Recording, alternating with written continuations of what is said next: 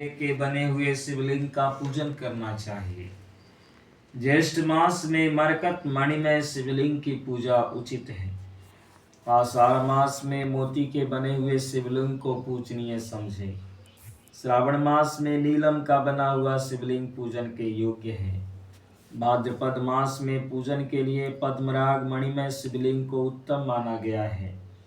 आश्विन मास में गोमद मणि के बने हुए लिंग को उत्तम समझे। कार्तिक मास में मूंगे के और मार्गशीर्ष मास में बैजूरी मणि के बने हुए लिंग की पूजा का विधान है। पौष मास में पुष्पराग फुफराज मणि के तथा माघ मास में सूर्यकांत मणि के लिंग का पूजन करना चाहिए। फाल्गुन मास में चंद्रकांत मणि के और चैत्र में सूर्यकांत मणि के बने हुए लिंग के पूजन की विधि है।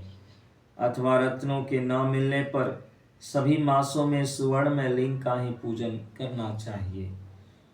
सुवर्ण के अभाव में चांदी तांबे पत्थर का लिंग भी पूजनीय है।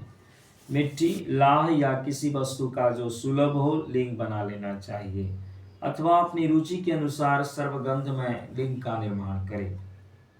व्रत की समाप्ति के समय नित्य कर्म पूर्ण करके पूर्ववत विशेष पूजा और हवन करने के पश्चात आचार्य का तथा विशेषता व्रती ब्राह्मण का पूजन करें। अब देखिए, व्रत कोई भी व्रत है, उस व्रत को कर लिए, उसके बाद हवन करिए। अगर हवन नहीं करते हैं तो व्रत संपूर्ण नहीं हुआ। हवन से ही व्रत संपूर्ण होता है।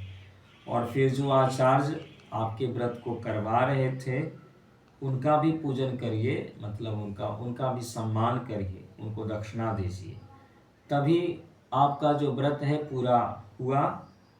बिना दक्षिणा के व्रत पूरा नहीं होता है। जो भी आपकी शक्ति है, ये नहीं कि आप पूरी दौलत ही दान कर दीजिए, यथाशक्ति दान करना चाहिए। अगर दक्षिणा नहीं दिए तो आपका यज्ञ पूरा अथवा जो भी व्रत है वो पूरा नहीं हुआ। फिर आचार्य की आज्ञा ले पूर्व या उत्तर की ओर मुंह करके कुशासन पर बैठे।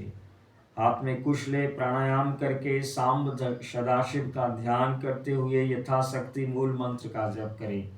फिर पूर्वत आज्ञा ले हाथ जोड़ नमस्कार करके कहे, भगवान अब मैं आपकी आज्ञा से इस व्रत का उत्सर्ग करता हूँ। ऐसा कहकर शिवलिंग के मूल भाग में उत्तर दिशा की ओर कुशों का त्याग करें। तदनंतर दंड चीर जटा और मेखला को भी त्याग दे। इसके बाद फिर विधि पूर्वक आचमन करके पंचाक्षर मंत्र का जप करें। जो आत्यंतिक दीक्षा ग्रहण करके अपने शरीर का अंत होने तक शांत भाव से इस व्रत का अनुष्ठान करता है, जीवन पर्यंत इस जो व्रत का अनुष्ठान किया है वह नैष्ठिक व्रती कहा गया है। नैष्ठिक मतलब निष्ठावान, भगवान शिव में उनकी निष्ठा है। उसे सब आश्रमों से ऊपर उठा हुआ महापाशुपात जानना चाहिए। चारों आश्रम से भी वो श्रेष्ठ है। वही तपस्वी पुरुषों में श्रेष्ठ है और वही महान व्रतधारी है। मोक्ष की कामना करने वालों में उसके समान धन्य कोई नहीं है। जो यति नैष्ठिक हो गया है उसे निष्ठा संपन्न पुरुषों में उत्तम कहा गया है। जो 12 दिनों तक प्रतिदिन विधि पूर्वक इस व्रत का अनुष्ठान करता है वह भी नैष्ठिक के ही तुल्य है, क्योंकि उसने तीव्र व्रत का आश्रय लिया है। जो अपने शरीर में घी लगाकर व्रत के सभी नियमों के पालन में तत्पर हो, 2-3 दिन या 1 दिन भी इस व्रत का अनुष्ठान करता है वह भी कोई नैष्ठिक ही है। जो निष्काम होकर अपना परम कर्तव्य मानकर अपने आप को शिव के चरणों में समर्पित करके इस उत्तम व्रत का सदा अनुष्ठान करता है उसके समान कहीं कोई नहीं है।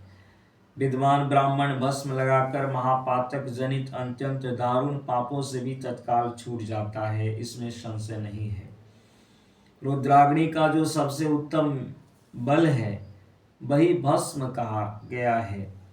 अतः जो सभी समयों में भस्म लगाए रहता है वह वीर्यवान माना गया है। भस्म में निष्ठा रखने वाले पुरुष के सारे दोष उस भस्माग्नि के संयोग से दग्ध होकर नष्ट हो जाते हैं। भगवान शिव ऐसा कहते हैं। जिसका शरीर भस्म स्नान से विशुद्ध है वह भस्मनिष्ठ कहा गया है। जिसके सारे अंगों में भस्म लगा हुआ है, जो भस्म से प्रकाशमान है, जिसने भस्म में त्रिपुंड लगा रखा है, तथा जो भस्म से स्नान करता है वह भस्मनिष्ठ माना गया है।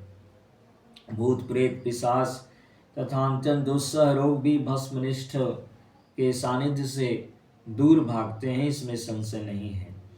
वह शरीर को भासित करता है, इसलिए भासित कहा गया है, तथा पापों का भक्षण करने के कारण उसका नाम भस्म है। अच्छा,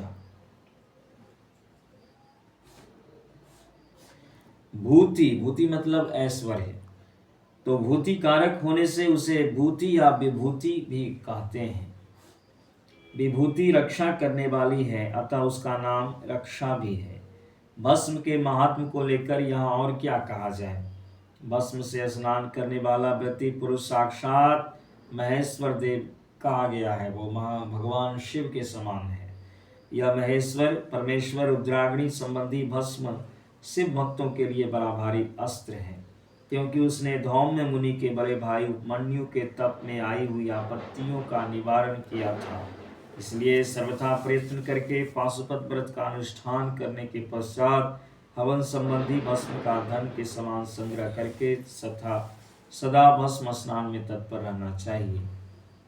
इस प्रकार से शिव महापुराण के अंतर्गत 7वीं वायव्य संहिता में पूर्व खंड के पाशुपति व्रत विधान वर्णन नामक 33वां अध्याय पूर्ण हुआ। बोलिए श्री शंकर भगवान की जय। उमा